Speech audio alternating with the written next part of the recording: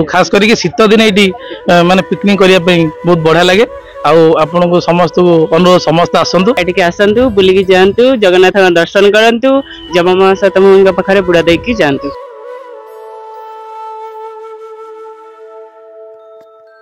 ओडिशार सर्वप्राचीन राजधानी भावरे जाजपुर कीर्ति रही। शीत ऋतु पाई जाजपुर को अनेक दूर दूर लोकंक आगमन हेउछि। आज्ञा हाँ, जाजपुर पर्यटन स्थली जममा सात भौणी जगन्नाथ मंदिर एवं जशसनी घाटरे देखिबाकु मिलिछि अनेक पर्यटकंक भिड़। बैतरणी कूलरे एक मनोरम स्थान रे एही मंदिर अवस्थित। एही स्थानटी वर्तमान जिल्लार नूतन पिकनिक और सेल्फी स्पॉट पलटिछि। पर्यटक माने एठारे मंदिर रे जगन्नाथ जममा सात भौणी सावित्री कार्तिकंक दर्शन करने सहित बनभोजी करुवा देखिबाकु मिलुछि। नमस्कार, मु बापीना बेहरा।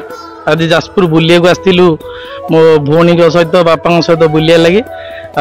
जाजपुर जगन्नाथ मंदिर पाक आसलु जममा सात भौणी पाक आसलु। यहाँ बहुत बढ़िया जगह, बहुत बढ़िया लगे ये आसवाई। खास करके शीत दिन ये माने पिकनिक करने बहुत बढ़िया लगे। आपण को समस्त अनुरोध समस्त आसतु आसी ये ठाकुर दर्शन करी पिकनिक करके भी जातु। नमस्कार, मु मामिना बेहरा। मुझे बोरीमालदारू मो भाई सहित मो बाबा सहित मो भाउज सहित समस्त सहित आसलु जगन्नाथ मंदिर दर्शन करने विरजा जाजपुर को। ये जममा सात भौणी भी अच्छा, ये बहुत पिकनिक स्थान भी हुए। ये जो जाजपुर जनवरी डिसेम्बर पिकनिक करंतु एटिके आसतु बुलिकी जातु जगन्नाथ दर्शन करंतु जममा सात भौणी पाखे बुड़ा देकी जातु। सेपटे बैतरणी नदी कूल बहुत गुड़े भल जगह अच्छी से बनभोजी कर खाती।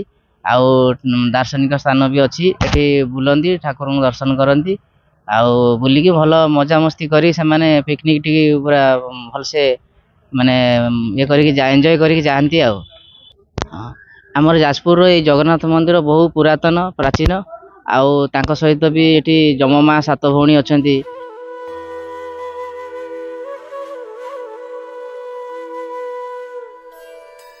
बैतरणी नदी कूलरे प्राकृतिक सौंदर्य भरपूर एही मंदिर।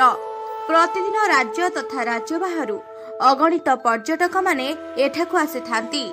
प्रतिदिन मंदिर रे सकाळ और संध्या आरती हेबा सहित भजन कीर्तन करा जायथाए। ए सबु पर्यटकंक मनरे भक्तिमय भाव सृष्टि करे। जाजपुर मनीषा राउत का रिपोर्ट, न्यूज 18 लोकल।